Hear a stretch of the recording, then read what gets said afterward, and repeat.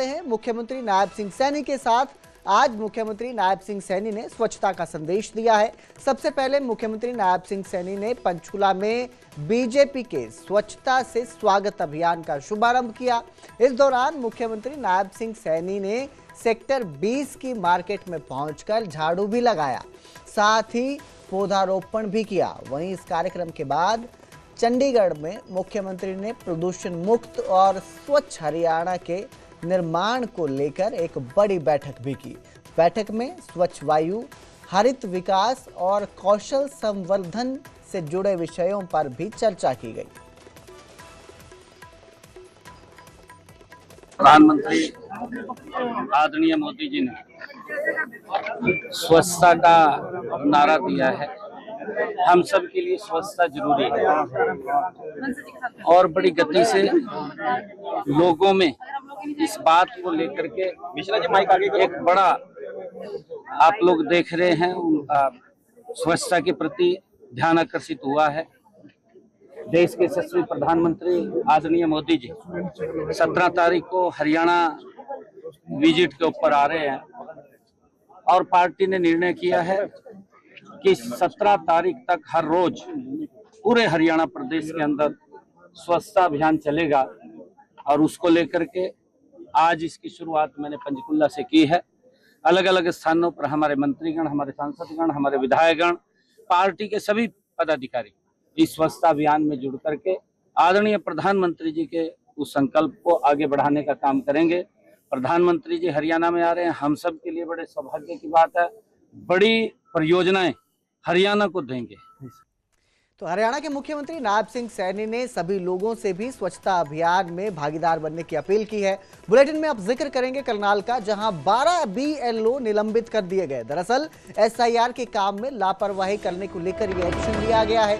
करनाल विधानसभा के 9 BLO suspend कर दिए गए हैं। वहीं घरोंडा विधानसभा के 3 BLO सस्पेंड किए गए हैं। SIR कार्य में निर्धारित दायित्वों का, जो उन्हें जिम्मेदारियां दी गई थी, उनका उन्होंने गंभीरता से पालन नहीं किया। इसके साथ ही काम में लापरवाही बरतने के कारण उन्हें तत्काल प्रभाव से सस्पेंड कर दिया गया है। करनाल सिटी मजिस्ट्रेट ने साफ किया कि निर्वाचन संबंधी कार्य बेहद महत्वपूर्ण और संवेदनशील है। संवेदनशील ही ये जिम्मेदारी भी है। मतदाता सूची यानी कि वोटर लिस्ट के विशेष गहन पुनर्निरीक्षण कार्य में स्पेशल इंटेंसिव रिवीजन के जो कार्य चल रहा है, उसमें किसी भी प्रकार की लापरवाही वो बर्दाश्त नहीं की जाएगी। SIR की प्रोसेस है वो हमें टाइम बाउंड मैनर में खत्म करनी है। तो जितने भी BLOs हैं, EROs हैं, इवन DO हैं, सबके लिए जो टारगेट है वो फिक्स है। तो क्योंकि टाइम हमारे पास कम है और काम ज़्यादा है, तो इस वजह से अनुशासन दुरुस्त करने के लिए हमने 12 BLOs के खिलाफ एक्शन लिया है। एक्शन लेने का ग्राउंड ये रहा है कि हमने पहले उनको चेतावनी दी कि जो आपकी प्रोग्रेस है वो कम है। जिन्होंने उसके बावजूद भी काम नहीं किया, फिर हमने अल्टीमेटली इस प्रक्रिया को टाइम बाउंड मैनर में करने के लिए फिर 12 BLOs, जिसमें से 9 करनाल विधानसभा क्षेत्र के हैं और 3 घरोंडा विधानसभा क्षेत्र के हैं, उनको सस्पेंड किया। मेरे सहयोगी हिमांशु नारंग हमारे साथ फोन लाइन पर जुड़े हैं। हिमांशु, 12 BLO सस्पेंड कर दिए गए हैं। जिस तरह से बताया जा रहा है कि वो जिम्मेदारी से काम नहीं कर पा रहे थे, क्या इसके बाद उनकी तरफ से भी कोई रिएक्शन आया है इस मामले को लेकर? देखिए, उनकी तरफ से रिएक्शन नहीं आया है, लेकिन लापरवाही ये बरती जा रही थी कि समय कम है, काम ज्यादा है और आपको तत्परता दिखानी होगी, क्योंकि सरकार की तरफ से कहा गया है SIR जरूरी है और जो इन्यूमरेशन फॉर्म होता है वो पहला पड़ाव रहता है कि जब फॉर्म बांटने होते हैं। तो BLOs की तरफ से फॉर्म बांट तो दिए गए थे, लेकिन उसके बाद जब भरने के बाद अपलोड करने पड़ते हैं, सबमिट करने पड़ते हैं, उस काम में लापरवाही बरती जा रही थी। यानी कि एक सभी को टारगेट दिया गया था कि आपको इतने फॉर्म भरवाने हैं और उसके बाद उन्हें अपलोड करना है। तो वो टारगेट पूरा नहीं कर पा रहे थे। उनकी रिपोर्ट में वो प्रोग्रेस नजर नहीं आ रही थी, जिसके बाद 12 BLO को सस्पेंड किया गया है, जिसमें 9 करनाल विधानसभा के हैं और 3 घरोंडा विधानसभा के हैं, क्योंकि SIR कंप्लीट करने में जो सरकार का वक्त है, चुनाव आयोग की तरफ से जो वक्त आया हुआ है वो 14 जुलाई तक का आया हुआ है। तो महज अब 1 दिन रह गया है और प्रशासन लगातार लोगों से भी अपील कर रहा है कि अगर आपने अभी तक फॉर्म नहीं भरा है तो आप ऑनलाइन जाकर भर सकते हैं, अपने BLO से संपर्क कर सकते हैं, ये फॉर्म जरूर भरें। और जो BLO इसमें लापरवाही बरत रहा है उसके खिलाफ विभागीय कार्रवाई जरूर देखने को मिल रही है। जी बिल्कुल, बहुत बहुत शुक्रिया इस तमाम जानकारी के लिए हिमांशु। तो फिलहाल एक्शन लिया गया है और अगर आगे इसी तरह से अगर कार्य नहीं किया जाता है, जिम्मेदारी से BLO काम नहीं करते हैं, तो इनके लिए भी एक तरह से एग्जाम्पल सेट किया गया है कि आप अपना काम जिम्मेदारी से कीजिए। उधर नूंह में SIR फॉर्म भरने आई एक महिला के साथ गैंग रेप की वारदात सामने आई है। 4 आरोपियों ने महिला के साथ गैंग रेप किया है। पुलिस ने पीड़ित महिला की शिकायत पर केस दर्ज कर लिया है। नूंह के तावड़ू शहर थाना क्षेत्र का ये पूरा मामला बताया जा रहा है। महिला SIR का फॉर्म भरने आई थी, स्पेशल इंटेंसिव डिवीजन चल रहा है, उसी का फॉर्म भरने ये महिला पहुंचती है, लेकिन महिला के साथ दुर्भाग्यपूर्ण घटना होती है, गैंग रेप किया जाता है महिला का। मेरे सहयोगी कासिम खान हमारे साथ फोन लाइन पर जुड़े हैं। जी कासिम, बेहद दुर्भाग्यपूर्ण ये मामला है, एक महिला जो SIR का फॉर्म भरने आती है और उनके साथ गैंग रेप हो जाता है। क्या एक्शन पुलिस की तरफ से लिया जा रहा है? क्या आरोपियों को गिरफ्तार कर लिया गया है अभी तक? देखिए कुलदीप, ये जो पूरा मामला है ये सोहना इलाके की एक महिला है जो SIR का फार्म भरने के लिए तावड़ू जाती है और वहां पर उसको 4 नशेड़ी युवक मिलते हैं और उसको ऑटो में बिठाकर ले जाते हैं, उसके साथ गैंगरेप की घटना को अंजाम देते हैं। उसके बाद महिला सिटी थाना तावड़ू पुलिस के संपर्क में आती है और आरोपियों के खिलाफ मुकदमा दर्ज कराती है। अभी तक इस मामले में गिरफ्तारी नहीं हुई है, लेकिन चंद्रभान जो सिटी SHO तावड़ू हैं उन्होंने इस मामले की पुष्टि कर दी है और पुलिस की टीमें अब आरोपियों की तलाश में जुट गई हैं। हालांकि कुछ मीडिया में सुर्खियां बनी थी कि अध्यापक का इस घटना में रोल है। इस तरह की घटना से पुलिस प्रशासन ने साफ इनकार किया है। उन्होंने कहा कि किसी अध्यापक का इस मामले से कोई लेना देना नहीं है। 4 जो आरोपी हैं वो नशेड़ी युवक थे और उनकी पहचान कहीं ना कहीं करने के लिए पुलिस जो है जुट गई है और जल्दी ही गिरफ्तारी का दावा कर रही है। एक सवाल यहाँ पर ये भी उठता है कि जिन्होंने महिला के साथ गैंग रेप किया, क्या वो उसके जानकार थे? वो उसी इलाके के रहने वाले हैं जहां महिला SIR भरने आई थी? इसको लेकर क्या जानकारी सामने आई है? देखिए, अभी तक जानकारी की कोई बात सामने नहीं आई है। वो ऑटो चालक थे और महिला ऑटो में बैठकर वापस SIR फार्म भरने के बाद जा रही थी और उसी ऑटो की सवारी के चक्कर में उस ऑटो में बैठी थी और जिसके बाद वो उसको दूसरी जगह पर ले गए और सुनसान जगह पर ले जाकर के उसके साथ बलात्कार किया, उसके साथ मारपीट की। अब ये मामला पुलिस के संज्ञान में आ चुका है और पुलिस आरोपियों की तलाश में जुट गई है और जल्द गिरफ्तारी की बात कह रही है। कासिम, के ये चारों आरोपी ऑटो में पहले से सवार थे या महिला के बैठने के बाद एक एक करके उसमें आगे जाकर बैठते रहे? कुलदीप, एक व्यक्ति ऑटो में सवार जो ऑटो को चला रहा था, महिला उसमें बैठती है और उसके कुछ दूर आगे चलने के बाद 3 और युवक उस ऑटो में सवार होते हैं। ऐसे करके ये कुल 4 युवक थे और चारों पर गैंगरेप के आरोप लग रहे हैं। अब महिला का मेडिकल कराया जाएगा। हालांकि ये जो महिला है वो मीडिया के सामने आने से पूरी तरह से कतरा रही है, लेकिन जो पुलिस है वो इस मामले में तत्परता से जांच में जुटी हुई। जी बिल्कुल, बहुत बहुत शुक्रिया इस तमाम जानकारी के लिए कासिम। तो फिलहाल जो है पुलिस इस पूरे मामले की जांच में जुटी हुई है, उसके बाद ही आरोपियों को जल्द गिरफ्तार करने का दावा किया जा रहा है। बुलेटिन में अब जिक्र करेंगे कुरुक्षेत्र का, जहां पुजारी की पिटाई करने वालों पर एक्शन नजर आया और प्रशासन ने आरोपी के घर पर बुलडोजर चलाया। मजार पर भी प्रशासन ने तोड़फोड़ की है।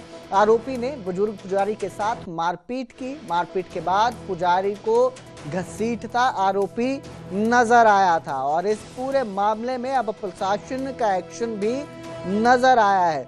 दरअसल कुरुक्षेत्र के अड़ोनी गांव में 74 साल के पुजारी योगीराज गिरी की टांग तोड़ दी गई थी, उन्हें घसीटा गया था। इसके बाद मुख्य आरोपी को गिरफ्तार कर लिया गया था और अब प्रशासन ने उसके घर पर भी बुलडोजर चलाया। अडोनी गांव में पुजारी की टांग तोड़ने का मामला इतना बढ़ गया कि 3 लोगों को पुलिस फिलहाल गिरफ्तार कर चुकी है और ये मजार पूरी तरह से तोड़ दी है। नकोदर पीर दरगाह ये यहाँ पर थी और बाकायदा यहाँ पर चौकी लगती थी।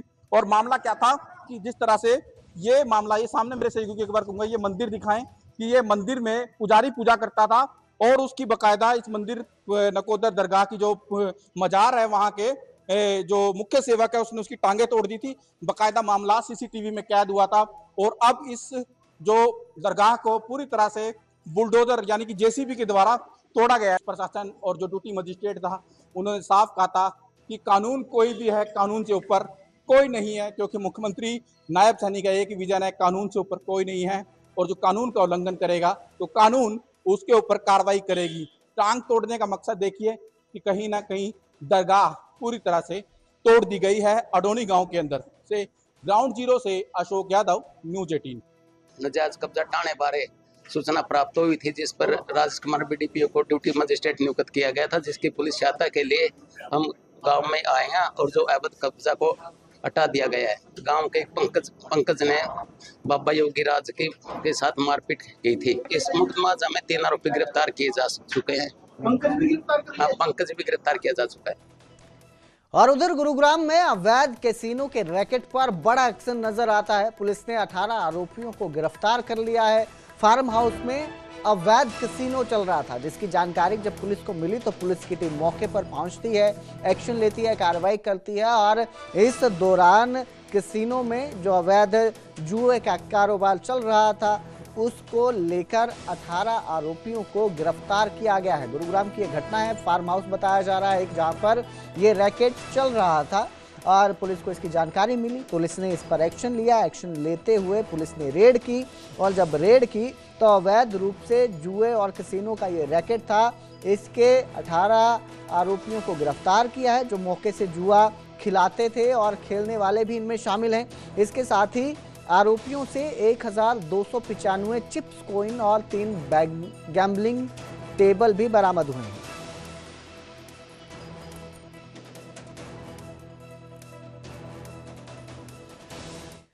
बुलेटिन में जिक्र करेंगे कैथल का। कैथल में पुलिस ने बड़ी नशे की खेप पकड़ी है। 19 क्विंटल से ज्यादा का डोडा पोस्ट बरामद किया गया है और करीब 3 करोड़ रुपए इसकी कीमत बताई जा रही है। आंकलन किया जा रहा है। अनुमानित ये रकम है, अनुमानित राशि बताई जा रही है जो कीमत है।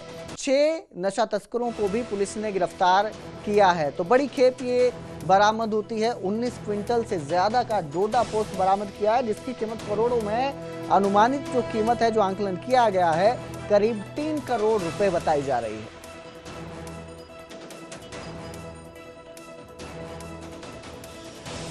हमारी टीम को रेलेवेंट इनपुट्स मिली थी कि पंजाब के कुछ नशा तस्कर हैं और जो इस एरिया से निकलते हैं और काफ़ी मात्रा में डोडा पोस्ट वगैरह सप्लाई करते हैं, जिस इनपुट्स को हमने डेवलप किया। हमारे पुलिस अधीक्षक महोदय श्री माननीय मनप्रीत सिंह सुदन जी के नेतृत्व में हमने इसको डेवलप करते हुए इन आरोपियों को पकड़ा।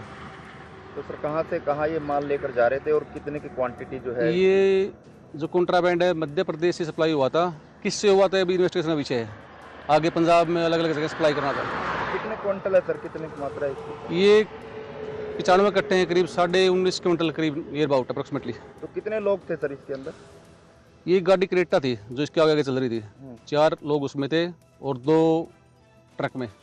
अब खबर करनाल से है। करनाल के जिला नागरिक अस्पताल की तस्वीर ने सरकारी स्वास्थ्य व्यवस्था के दावों पर गंभीर सवाल खड़े कर दिए हैं। कई घंटे तक अस्पताल अंधेरे में डूबा रहा और सबसे चिंताजनक बात यह रही कि प्रसूति कक्ष तक बिजली नहीं थी। जच्चा बच्चा वार्ड में नवजातों और प्रसूताओं को भीषण गर्मी और मच्छरों के बीच समय बिताना पड़ा।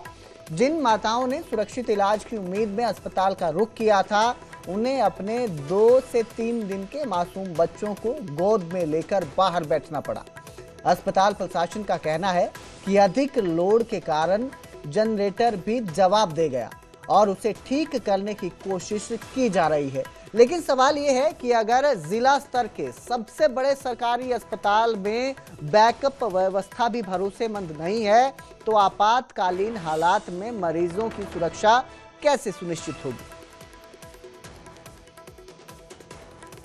संडे को करीब 4:30 बजे तकनीकी फॉल्ट के कारण सिविल अस्पताल करनाल की लाइट चली गई थी।